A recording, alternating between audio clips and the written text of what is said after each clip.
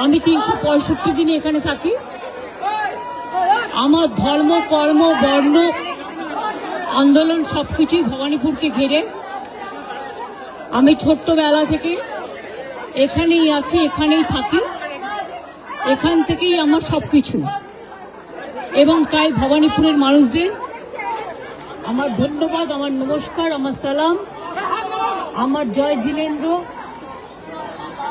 ভালছো বলে, সত শ্রী আকালজি বলে সবাইকে নমস্কার নমস্তে জানিয়ে আপনাদের সকলকে অসংখ্য ধন্যবাদ জানিয়ে আমি আমার নমিনেশন যেমন ফাইল করলাম, আমি চাই আমার ভবানীপুর কেন্দ্রের সাথে সাথে 294টা কেন্দ্রেই আমাদের তৃণমূল কংগ্রেস এবং জোড়া ফুল তাদের প্রত্যেকটা প্রার্থীকে ভোট দেওয়ার জন্য আমি বাংলার মানুষকে অভিনন্দন জানাবো।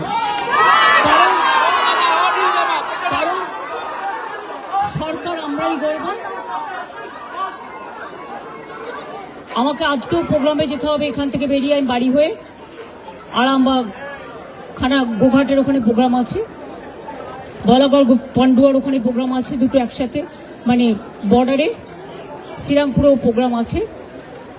আমি করে ফিরবো, কালকে আবার প্রোগ্রাম আছে, রেগুলার আছে, এখন চলবে, কোনো অসুবিধা নেই। আপনারা সকলে ভালো থাকুন, গরমে শরীরে যত্ন নেবেন এবং ঝড় জল বর্ষা সব কিছুই থাকবে, সকলে তার মধ্যে ভালো থাকবেন, সুস্থ থাকবেন, সুন্দর থাকবেন।